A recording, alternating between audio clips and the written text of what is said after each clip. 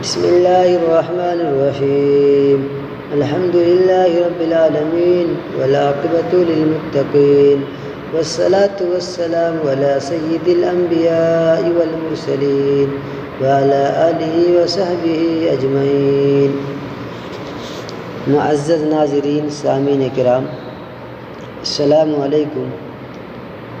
آج میں گفتگو کروں گا کہ میرے پیارے نبی تاجدار مدینہ محمد عربی صلی اللہ علیہ وسلم کا ارشاد ہے کہ 3 آدمیوں کی دعا رد نہیں ہوتی۔ 3 آدمیوں کی دعا رد نہیں ہوتی۔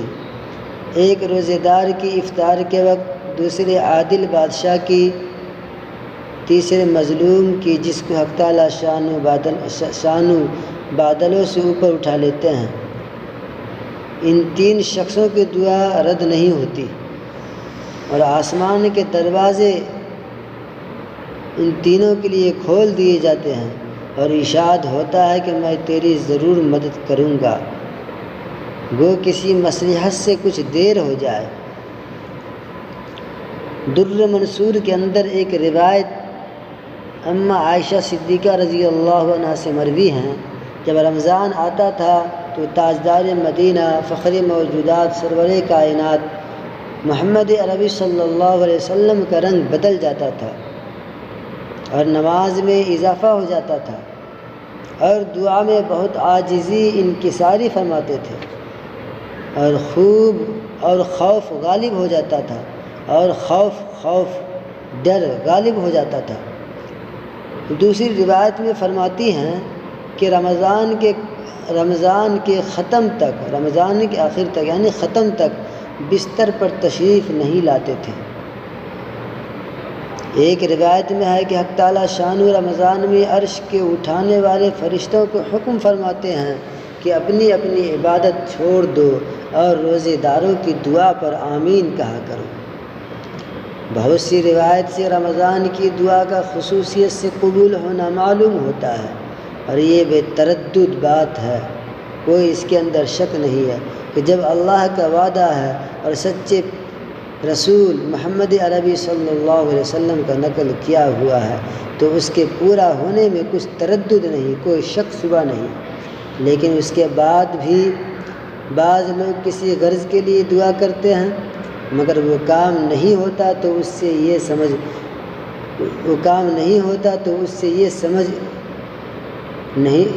نہیں لینا چاہیے کہ وہ دعا قبول نہیں ہوئی، بلکہ دعا قبول ہونے کے معنی سمجھنا چاہیے۔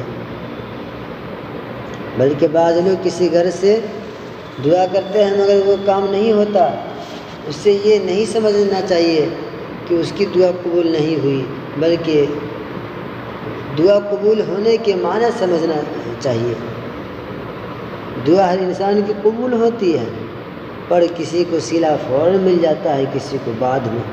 نبی کریم صلی اللہ علیہ وسلم کا ارشاد ہے کہ جب مسلمان دعا کرتا ہے بشرطے کہ قطع رحمی یا کسی گناہ کی دعا نہ کرے تو حق تعالیٰ شان ہو کہ یہاں سے 3 چیزوں میں سے ایک چیز ضرور ملتی ہے، یا خود وہی چیز ملتی ہے جس کی دعا کی، یا اس کے بدلے میں کوئی برائی مصیبت اس سے ہٹا دی جاتی ہے، یا آخرت میں اسی قدر ثواب اس کے حصے میں لگا دیا جاتا ہے۔ ایک حدیث میں آیا ہے کہ قیامت کے دن حق تعالیٰ شان بندہ کو بلا کر ارشاد فرمائیں گے، اے میرے بندو، میں نے تجھے دعا کرنے کا حکم دیا تھا اور اس کے قبول کرنے کا وعدہ کیا تھا، تو نے مجھ سے دعا مانگی تھی؟ وہ کہے گا کہ مانگی تھی۔ اس پر ارشاد ہوگا تو نے کوئی دعا ایسی نہیں کی جس کو میں نے قبول نہ کیا ہو، تو نے فلاں دعا مانگی تھی کہ فلاں تکلیف ہٹا دی جائے، میں نے اس کو دنیا میں پورا کر دیا تھا، اور فلاں غم کے دفع ہونے کے لیے دعا کی تھی مگر اس کا اثر کچھ تجھے معلوم نہیں ہوا، میں نے اس کے بدلے میں فلاں اجر ثواب تیرے لیے متعین کیا۔ حضور صلی اللہ علیہ وسلم ارشاد فرماتے ہیں کہ اس کو ہر دعا یاد کرائی جاوے گی اور اس کا دنیا میں پورا ہونا یا آخرت میں اس کا عوض بتلایا جائے گا، اس اجر و ثواب کی کثرت کو دیکھ کر وہ بندہ اس کی تمنا کرے گا کہ کاش دنیا میں اس کی کوئی بھی دعا پوری نہ ہوئی ہوتی، کہ یہاں اس قدر اجر ملتا ہے۔ غرض دنیا نہایت ہی اہم چیز ہے، غرض دعا نہایت ہی اہم چیز ہے، اس کی جانب غفلت بڑے سخت نقصان اور خسارے کی بات ہے۔ اور